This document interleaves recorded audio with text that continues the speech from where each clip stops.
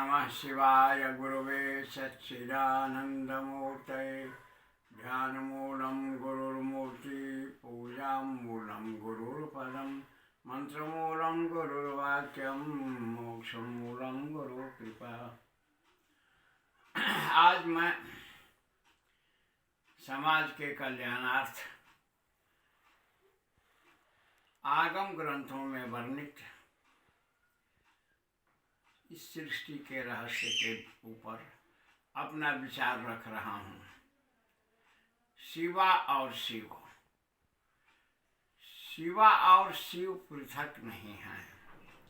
जब शिव से शिवा पृथक होती है तो सृष्टि का निर्माण होता है, और शिवा जब शिव के अंदर विलीन हो जाती है तो यह सृष्टि समाप्त हो जाती है। यह विचार करने योग्य है कि इन दोनों में पृथकता नहीं है। भारत के धर्म ग्रंथों में यहाँ की पूजा पाठ पद्धति में इस ढंग का वर्णन आता है, जहाँ शक्ति का नाम प्रथम उच्चारित होता है। ओम लक्ष्मी नारायणाभ्याम नमः, ओम उमा महेश्वराभ्याम नमः, ओम वाणी हिरण्यगर्भाभ्याम नमः, ओम शचि पुरंदराभ्याम नमः, ओम मातृपितृचरण कमलेभ्यो नमः, स्वशक्ति गुरुचरणभ्यो नमः। इस प्रकार शब्द आता है जहाँ शक्ति को प्रथम उद्घोषित किया जाता है। उसके बाद जो उस शक्ति के देव स्वरूप हैं उनका नाम पीछे आता है। यानी शक्ति का प्रथम उद्घोष करना इस बात का द्योतक है कि शक्ति के कारण से ही इस जगत का निर्माण हुआ। किसी देवी देवता की हम पूजा करते हैं तो उसमें कहते हैं स्वशक्ति के भ्यो, स्ववाहने भ्यो, स्वआयुधे भ्यो, ऐसे ऐसे करके, माने ये उनके जो अंग उपांग हैं उसके साथ उनकी पूजा की जाती है। अब शिव शक्ति में पृथकता जो दृश्य होता है उसमें एकात्मकता कैसे है, इस पर मैं अपना विचार रख रहा हूँ। दुर्गा सप्तशती के आपको पंचम अध्याय का अवलोकन कीजिए। वहाँ शुंभ निशुंभ के अत्याचार से यह धरती और देवमंडल प्रताड़ित होता है। ब्रह्मा विष्णु शिव इत्यादि देवताओं के पास अन्य देवता पहुँचते हैं। वहाँ इस विषय पर चर्चा होती है तो शिव के कुपित होने पर उनकी शक्ति उनसे पृथक होती है।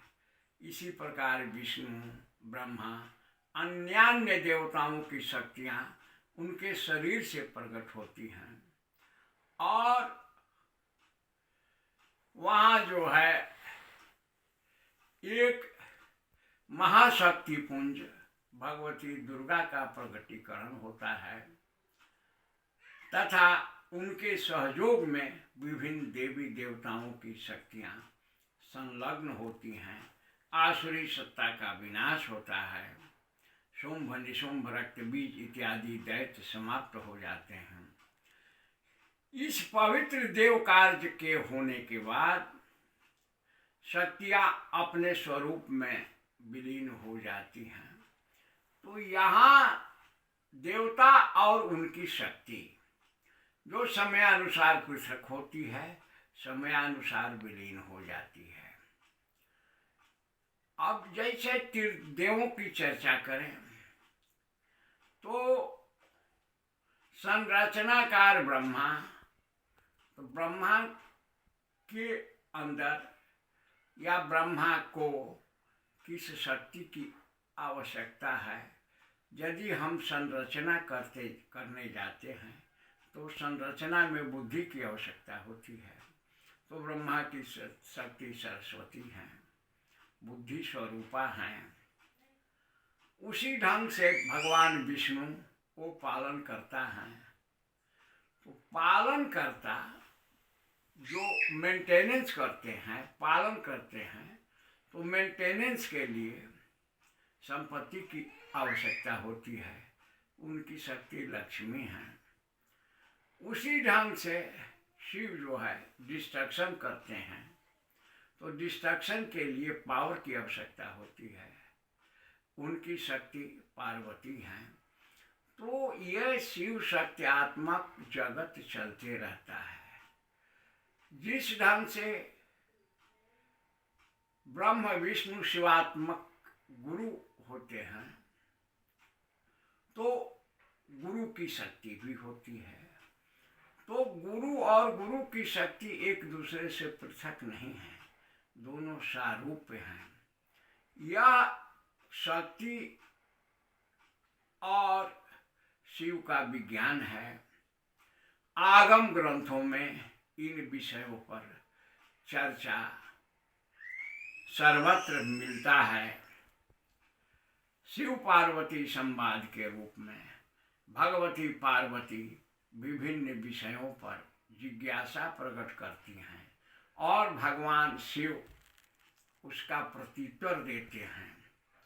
यह आगम दर्शन का सिद्धांत है। और इस शिव शक्त्यात्मक जगत के बोध हेतु पूज्यपाद ने शिवाशिव समूह नामक संगठन का संरचना किया। इस विषय पर आज इतना ही। शिवोहम भैरवोहम गुरुपद रतोहम।